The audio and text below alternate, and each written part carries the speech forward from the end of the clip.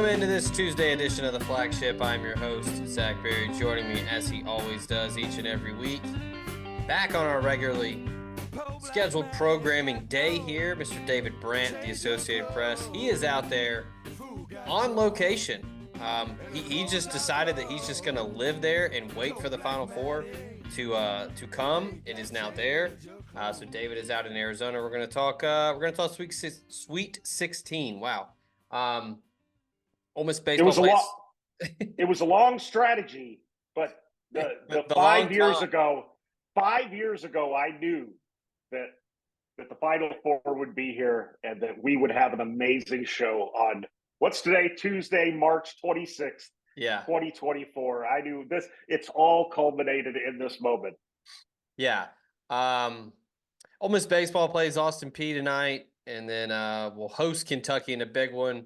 But look, it's the forefront of sports right now. Everybody's talking about the NCAA tournament, so David is going to give us his thoughts on how the first two rounds went, how his bracket's doing, and whatnot. Before we do that, do want to remind you, show always presented by College Corner. 3 locations, Oxford, Flowood, and Ridgeland.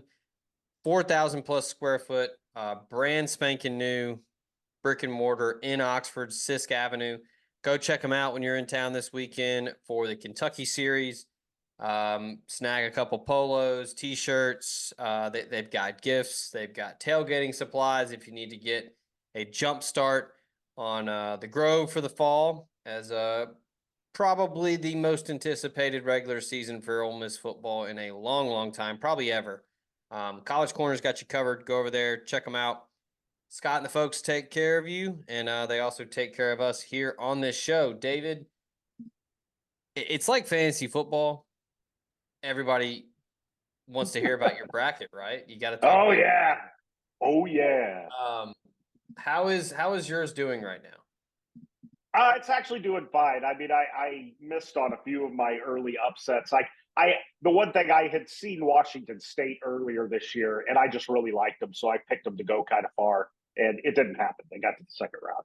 But other than that, I've still got my Final Four teams. So as long as you've got those, you're doing all right. So not bad. Yeah, and I don't know the full minutia. I guess I could pull it up here. There's a breakdown. I feel like anywhere in like Elite Eight in, like those are the high. Those are the big point games. So, right. You can't lose your Elite Eight Final Four teams early. If you like people who pick Kentucky to win it all, they're done. Yeah. Like Kentucky, my mother, Sheila Brandt, holler. Kentucky and Auburn started. Kentucky and Auburn people are out. My 4-year-old picked St. Peter's to win it all. He's done.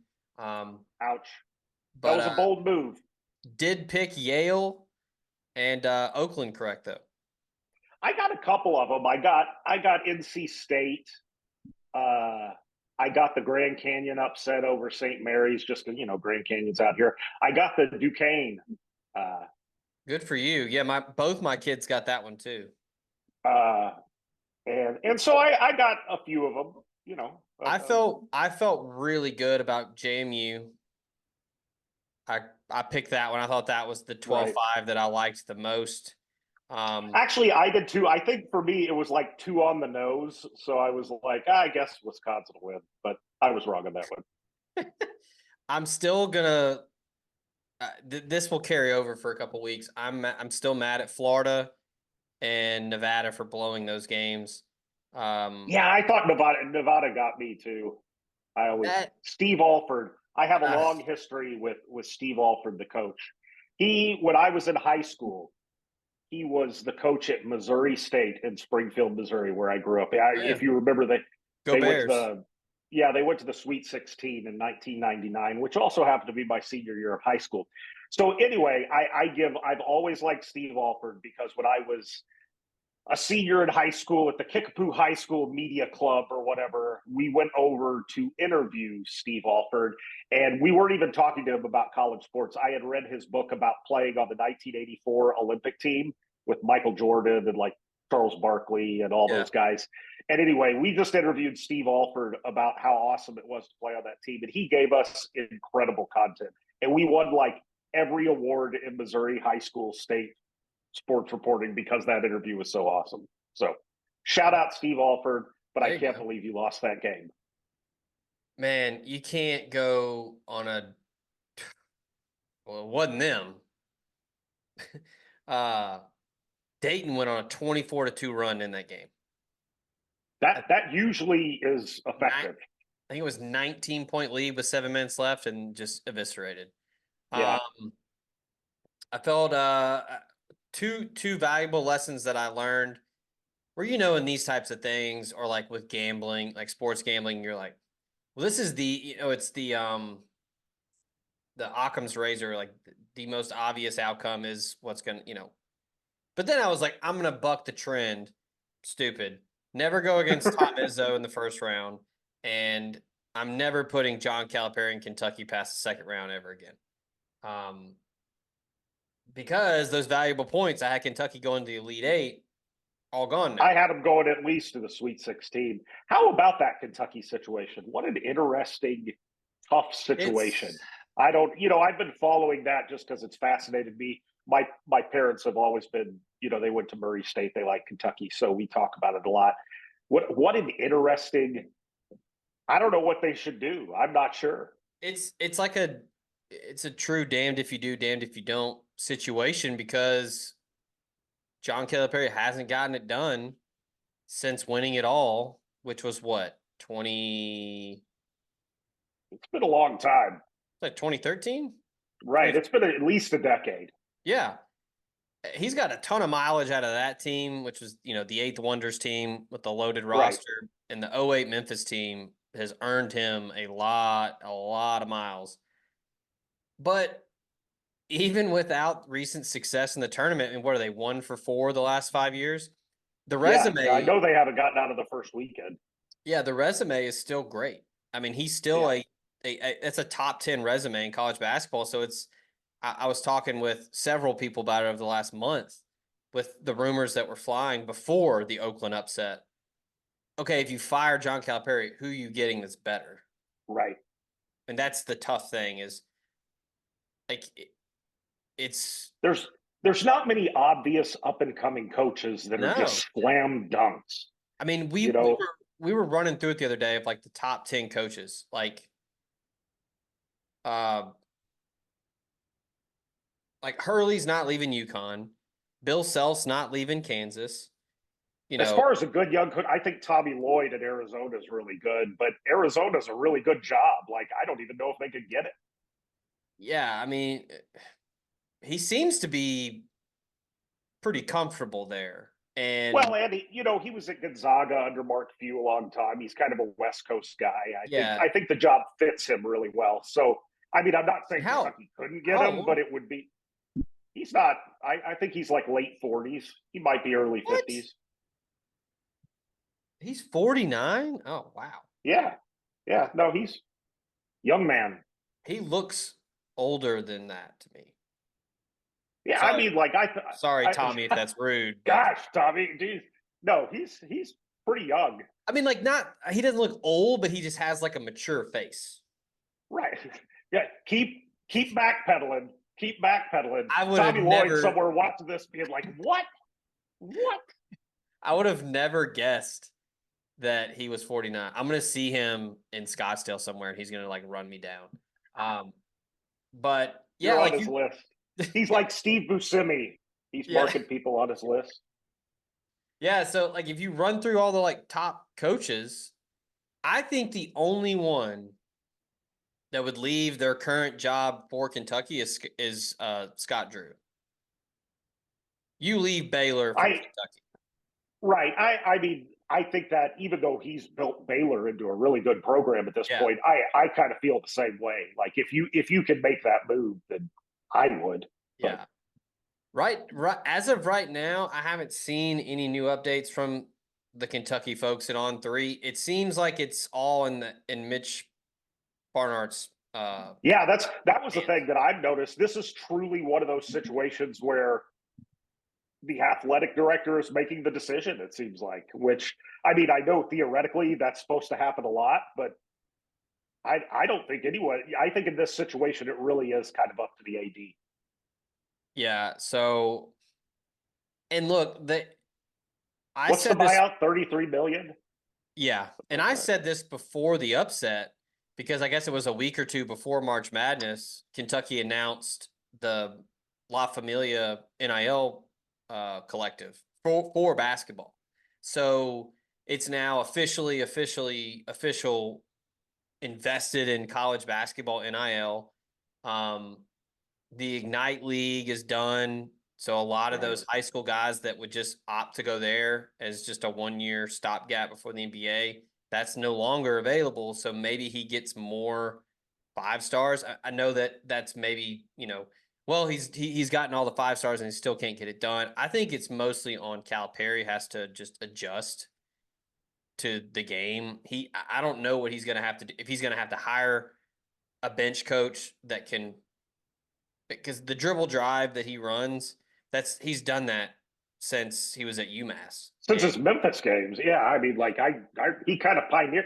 I mean, like Calipari, like not a huge disrespect here, but he's always been his coaching, his on-floor coaching has never been what he's known for. Not that he's necessarily terrible at it, but I think most people would regard him as fairly average at that part of the game. It yeah, was all about getting the 5 stars and getting people to buy into their NBA future. And now I just think it's partly that, because of NIL and all that stuff, that's not as, Kentucky's not as unique as it used to be in that regard. I think there's a lot of teams right. trying to kind of to run that thing. And then on the opposite end, I think all these kids that had their extra COVID year, like the guy on Oakland who's like 34 years old and played like 11 years of college basketball. I think sometimes that can be tough too. But Kentucky went that route too. They had a couple of veterans. So I don't know. But yeah, I think it kind of comes down to, Calipari sort of had a unique lane there for 5 or 6 years. And I just think he's kind of, for whatever reason, has lost that. It's interesting. If I was Kentucky, I see I would keep him because I do think the hardest part, especially now with what you just said with NIL, is getting the players. Right. And sure, you can argue that, well, you can just go get someone else and they could still get the players because it's Kentucky, but I don't know. Right. I was about to say, like, sometimes the devil you know is better than the devil you don't. I mean, like, I think of, Mississippi State got tired of Rick Stansbury after all those years and went and got Rick Ray. People were Right. like, oh, it couldn't get worse. It could get worse. It can Well, almost always get worse. And so, like, yeah, look at I who agree that look at who was there before him. I mean, Billy Gillispie was terrible. oh, yeah, yeah. Oh, absolutely. And everybody thought that was a slam dunk when he was hired, and it ended up being a terrible hire. And you're right. I mean, I think Kentucky is still one of the premium top 5 jobs in the country pretty easily in that regard. But Yeah. yeah, I mean, there's no guarantee that like a Dusty May would be able to do something. I mean, he might. I don't know. But yeah, it's this whole thing, a slam dunk, just show up to Kentucky and all the recruits show up. That's not how it works. No, and I mean, Calipari's had, I believe, 48 McDonald's All-Americans at Kentucky. That's incredible. So, yeah, it's risky. If I was the AD, I would keep him, and you would have to have a long sit down conversation about, because I was talking with some coaches during that Oakland game, and I was like, man, I don't think Kentucky's run a set in the last 12 minutes. And one of the coaches responded and said, Calipari runs sets, like, because I mean, he's lived off of the talent that he recruits, and Talent. he gets Yeah. credit for that. But it's just always been, hey, go make a play. Right. And in the tournament, like our buddy Ben Woodhouse said, as long as there are humans officiating and the 3-point line, upsets will always happen because it only takes Yeah.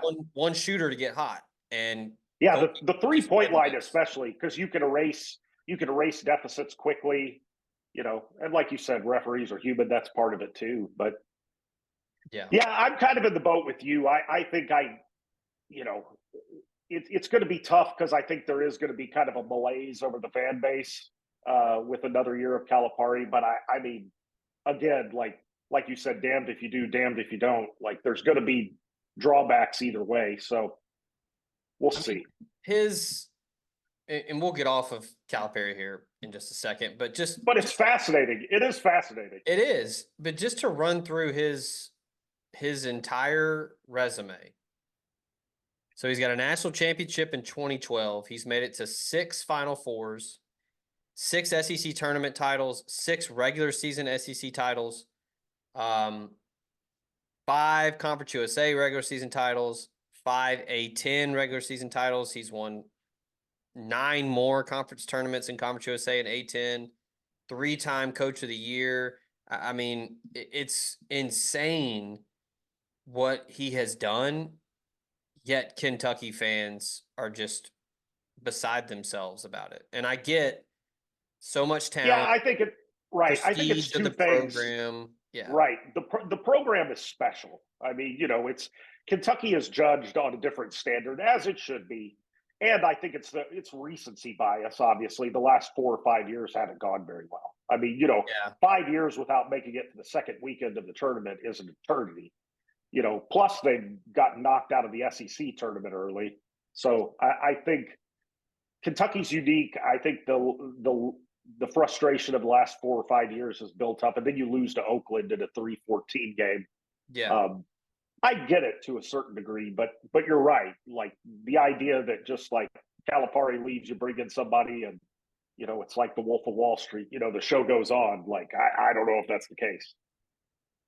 Yeah. And I think and I know it was the same case for everybody, but the 2019-2020 season when the tournament was canceled, I mean, that team, Tyrese Maxey, Nick Richards, Oh Emmanuel yeah, Quickley, Johnny Juzang, Keon Brooks, EJ Montgomery. I mean, that team was absolutely loaded. Kentucky was first in the SEC, won the regular season title 25-6, 15-3 in the SEC, and didn't get to play in the tournament. So who knows what would have happened that year? The year before that, Kentucky went to the Elite Eight. I mean, it's not like he's just been a complete and utter failure right. since I the think national championship. right, and that's the thing that kind of makes me lean towards keeping him. It's not like the program has fallen apart. They're just underperforming in the postseason, which Right. is frustrating if you're a Kentucky fan. I get it, but right, it's not like the infrastructure of the program still feels fairly solid. I mean, he keeps getting big recruits, and they've just got to play better in the postseason, which easier said than done. But Right. again, it's not like the program has just collapsed. Right. Um, Looking around the rest of the field in the Sweet 16, I'll pat myself on the back. I got 13 of the 16 Sweet 16 teams correct. Um, I Baylor, bet. I Auburn, bet. and Kentucky got me. Yeah, I bet a lot of people did just because It's pretty most chalky. of the top seeds. Yeah, I mean, there's a couple NC States in there. There's a couple and I think this is good for basketball. We were talking about this before I got on, but last year it was almost Cinderella overload. I thought, almost too much of a good thing. Like, yes, people like the good story of the double-digit seed, but they also like seeing the Blue Bloods play when it gets to the Sweet 16 and Elite Eight. So I Yeah. think this round of games looks really good. Yeah, running through it. I think the only chance for a blowout is Clemson, Arizona. Yeah, I think this Arizona team is just so damn good. We already talked about Tommy Lloyd. I think he's done a hell of a job. They're probably the best 2 seed in my opinion. Um, Caleb Love, Keyshawn Johnson, Jaden Bradley. I mean, that just bucket getters, man. That's what you need in March. You need guys that can go get buckets. yeah. I mean, they've got as good of a top 7 or 8 rotation as probably anybody in the country as far as just deep, Yeah, NBA, at least borderline NBA caliber talent. They're good. that's Tennessee impressed me with the win over Texas. I think Tennessee's kind of yeah, because gotten they took some that haymakers. right, and they've had a couple games this year where you're just like, what happened? but I do think they're good. Like 90% of the time, they're good. So I don't know. Like I don't trust them necessarily, but I think they have the talent to even beat Yeah. Creighton, who I think is really good too. Yeah. National title rematch, San Diego State, UConn. Not really high level analysis here. I just think UConn's the best team. They're loaded. Right. I think UConn handles I think San Diego State's really good, but I think UConn handles it. Right. Um, Alabama, North Carolina should be a ton of fun. I know the over Yeah. the total is in like the 170s. I was about to say the thing about Alabama is they can just occasionally in some games just overwhelm you with scoring. I mean, like they did to Ole Miss down the stretch. I watched some of that game, and Ole Miss played all right. They just couldn't get a stop. And I think Alabama is one of the few teams that can do that to people, that can just kind of Yeah. speed you up and make you look really dumb for a little while. So I'm not saying that's going to happen in North Carolina, but it could. The College Corner is headed to Oxford. Stop by their new location in the Oxford Commons off Sisk Avenue. They'll have 4,000 square feet of Rebel gear ready for your trip to the Grove. On your next trip to Oxford, stop by the College Corner or our other great locations in Ridgeland and Flowood. Hats, shirts, polos, pullovers, sweats, t-shirts. College Corner has it all. And as always, you can visit us online at collegecornerstore.com. That's collegecornerstore.com. The College Corner, where your game day apparel meets. Call Drew Moak of USA Benefits Group. He can help you with any of your health insurance needs. Drew is an Ole Miss grad located in Mississippi and licensed in 7 states. He works with the nation's second largest health insurance brokerage with access to 35 different carriers, regular health plans, to life insurance, to dental and vision, and even Medicare. He has it all covered. Now more than ever, it is critical to have a health insurance agent who is local and accessible. So call Drew Moak at 601-953-8449. 601-953-8449 and get your free quote today. The car buying process can be a lot. I know, I've been there. You just want to get in and out with a new car and the best deal. Simple. Allen Samuels Chrysler Dodge Jeep Ram of Oxford keeps it simple. They're going to take care of you, get you in and out with your new vehicle with a great deal.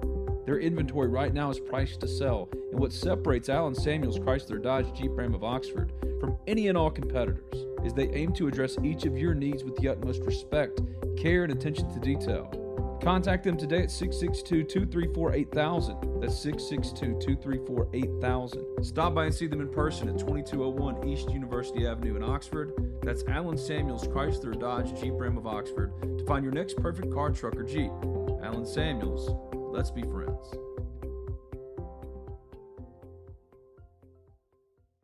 Yeah, if it gets to where it's a track meet, I would think that would favor Alabama. But I give the edge to UNC. I do. I think Baycott down low is going to be big. If North Carolina can slow it down and play half court, Baycott should be able to handle business. Probably not getting talked about as much. Iowa State, Illinois is a fun game. You've got the number 1 offense in Illinois, the number 1 defense in Iowa State.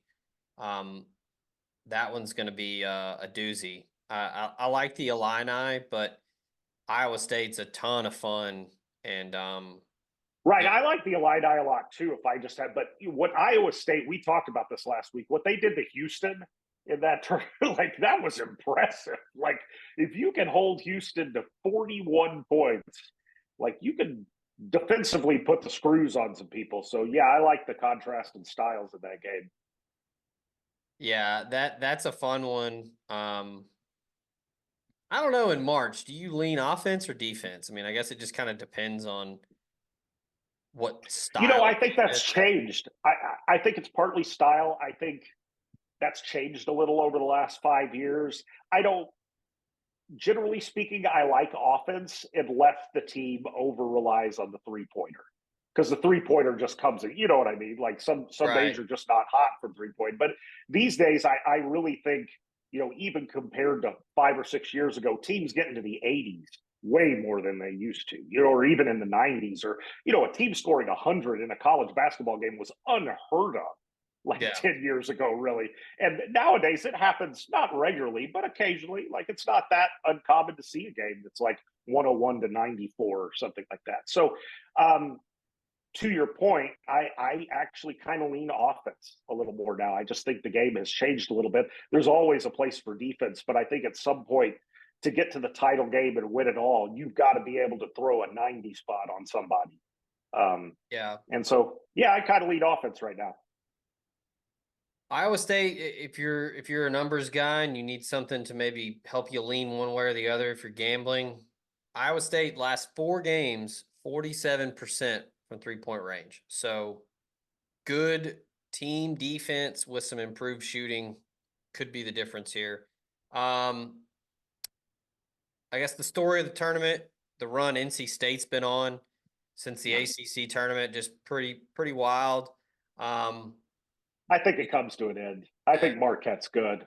I do too. I think, I mean, Shaka Smart's one of the best in the biz. Could be a guy that, I don't know, maybe Kentucky takes a stab at him. Right. Yeah. I mean, because he's still, what, probably early 50s. He's not old yet. No, yeah, he's young, and he's done a hell of a job there.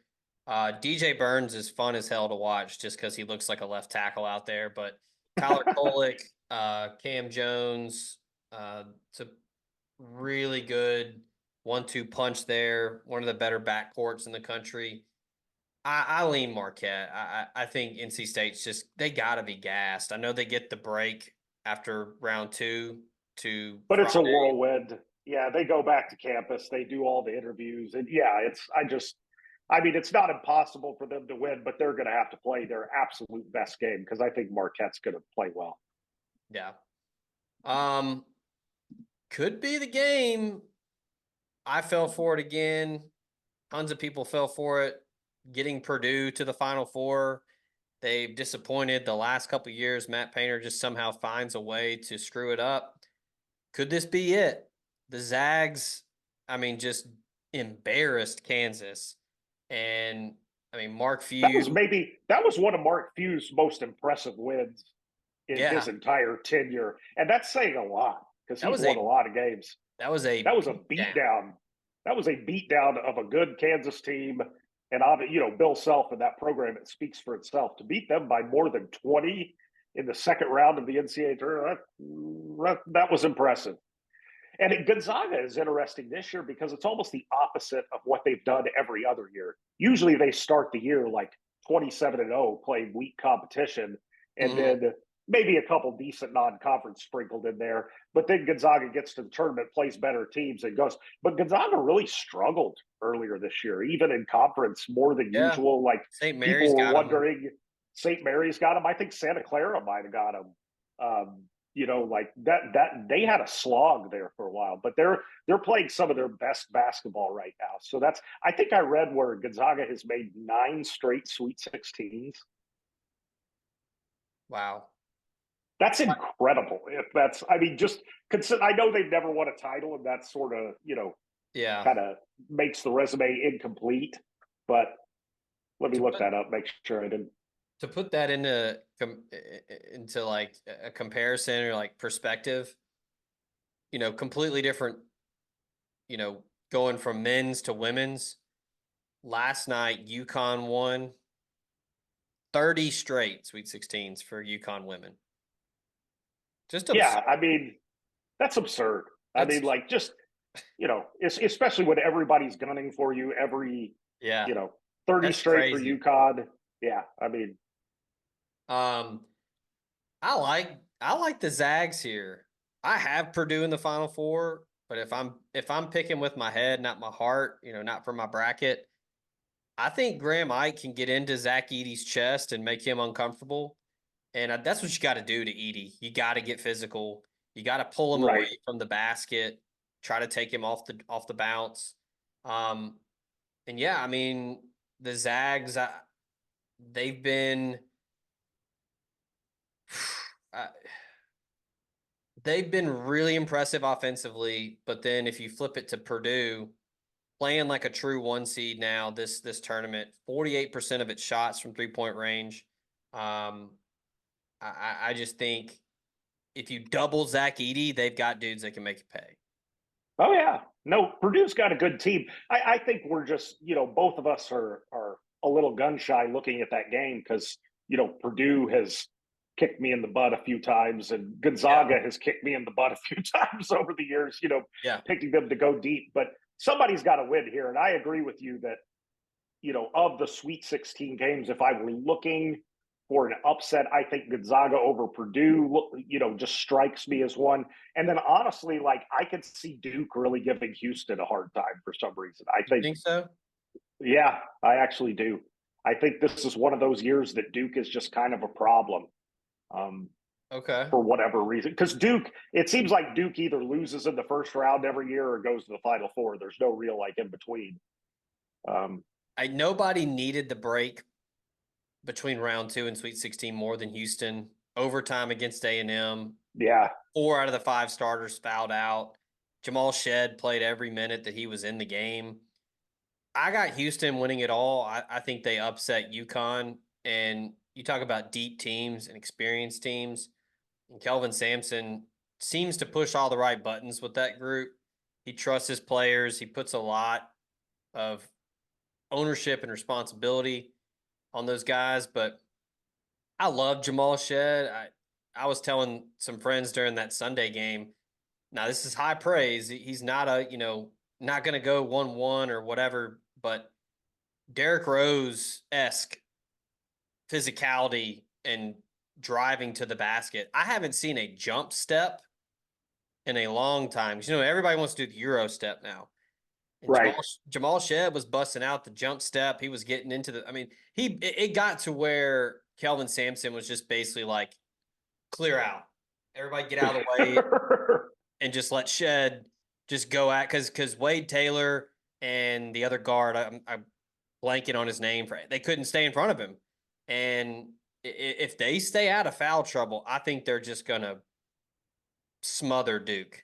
And I don't know, McCain got hot in that game against JMU, and they just obliterated the Dukes. But I think Houston is really close to being one of the more complete teams next to UConn. And, maybe a little bracket bias, but I like Houston. Yeah, I think Houston. Again, if I were putting money on it, I would say Houston. I just think Duke's going to cause problems. I just think this is one of those Duke teams that's irritating and can do that. Yeah. Speaking of irritating, last one here, Tennessee. I got them to the Elite Eight. I think Dalton Knecht, you talk about shot makers, matchups. I think he's an issue for Creighton. I'm really intrigued to see what they do, how they defend him, because he's such a unicorn, and he's a big physical wing who can take you off the bounce. He can make the three. I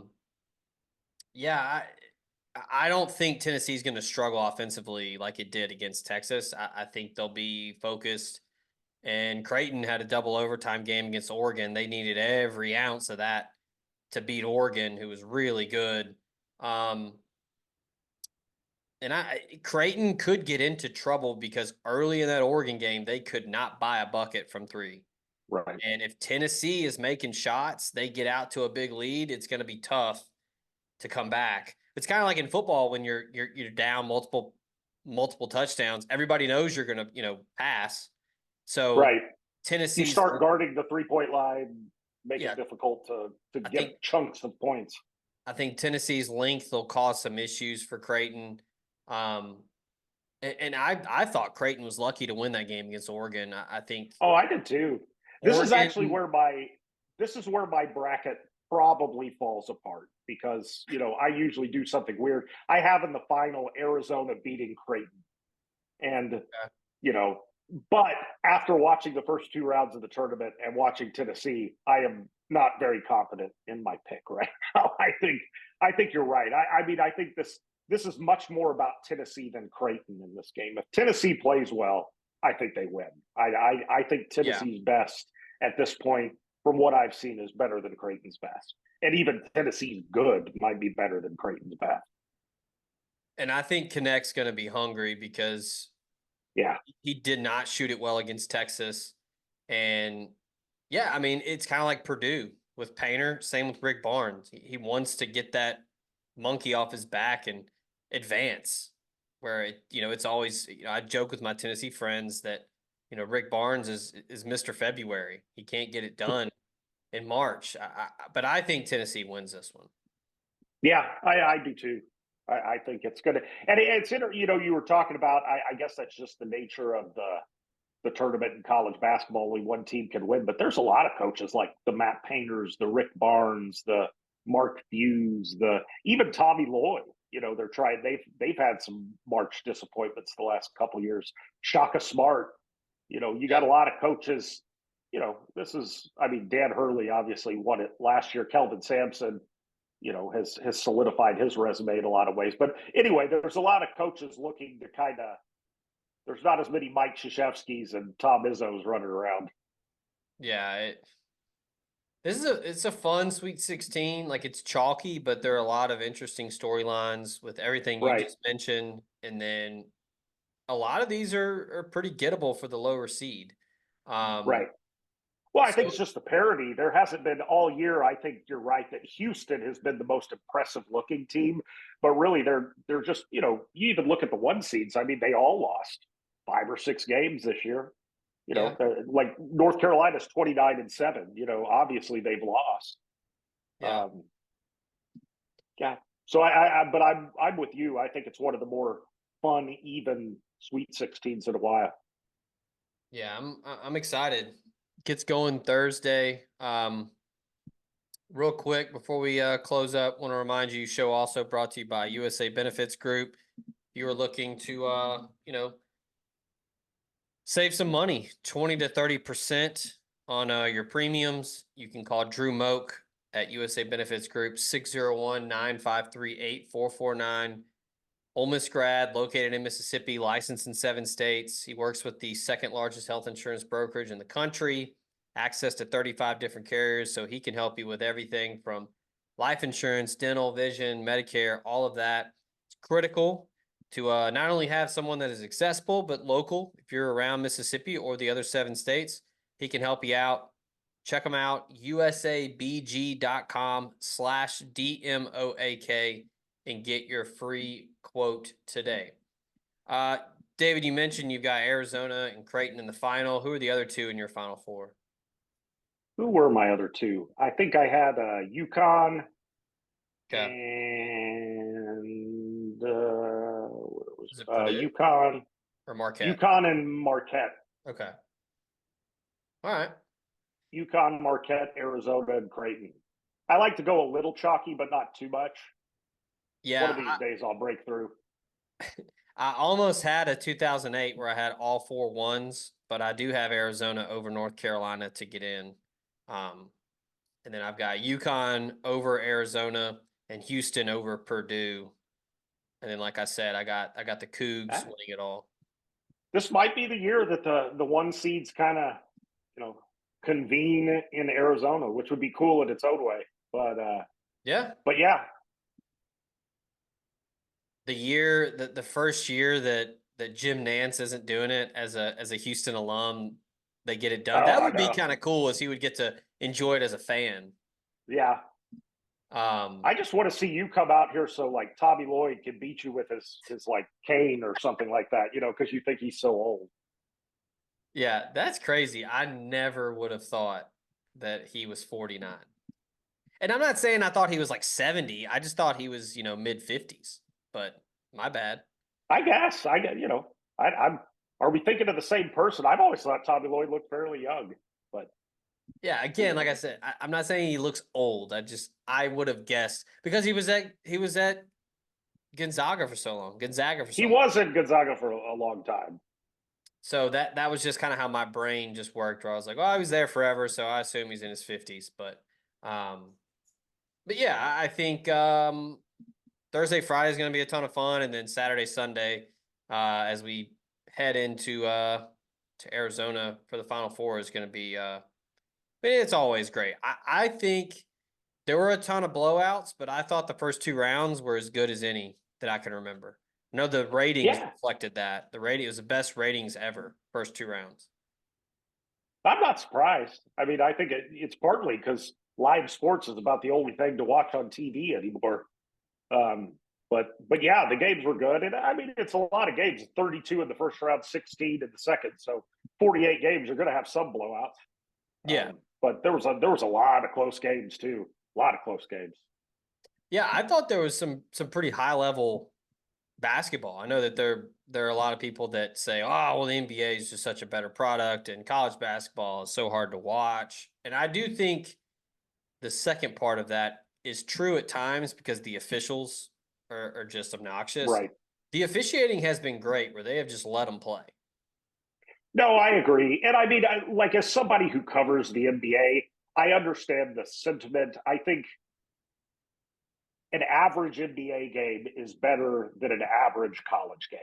But with that said, I think high level college games can usually hang with any NBA game out there. So I think when you get to this point of the tournament, yeah, you occasionally get a stinker or something like that, but most of the games are pretty entertaining. Yeah. Like I said, Ole Miss baseball taking on Austin P this evening as we record this on a Tuesday, and then host Kentucky over the weekend. Big ranked on ranked matchup at Swayze Field. We will have coverage of baseball at omspirit.com. The NCAA basketball transfer portal is going crazy right now. Ole Miss is contacting prospects left and right. We've got a transfer portal hub. You can bookmark that. We will have a running list of prospects Ole Miss has reached out to if you want to keep track of that, and much more. College football recruiting never stops. Prospects on campus today, this weekend. Big quarterback prospect will be in town this weekend that is committed elsewhere. So Ole Miss will be trying to go for a flip. So if you check out omspirit.com, you will get all that information there. If you're not a member, join today. It's only $1. So you get all of that I just mentioned and more. And we will have another podcast for you tomorrow. David, as always, we appreciate you. And we will reconvene next week. I guess, yeah, we'll be talking Final Four. So it'll be fun. Might be talking about old decrepit Tommy Lloyd taking Arizona to the. That would be No, sounds cool. good. Looking forward to it. Yeah, that'll be good. I've always liked it might be a little like you know kind of as someone who covers Ole Miss, it's probably a little sacrilegious to say this, but I've always liked Arizona. For some reason, man, their shorts, the white with the piping that just say Cats, I always thought those were some good looking shorts. And that old school Arizona logo with the cactus is tough to beat. It's a really cool. I've really enjoyed Tucson when I've gone down there lately, and it has more, especially compared to Arizona State. To me, Arizona has more of an SEC feel because it's smaller. Tucson is not small, but it feels more like, that's the big deal in Tucson, Arizona athletics. It's, the basketball program and lately the football program. That's what drives interest in the town from a sports interest. And so it reminds me a lot more of, a real like SEC town as opposed to like Phoenix. Yeah. We will have more coverage. Like I said, omspirit.com. Appreciate College Corner, USA Benefits Group for bringing this show to you. For David, I am Zach. This has been the Flagship. Until next time, we out.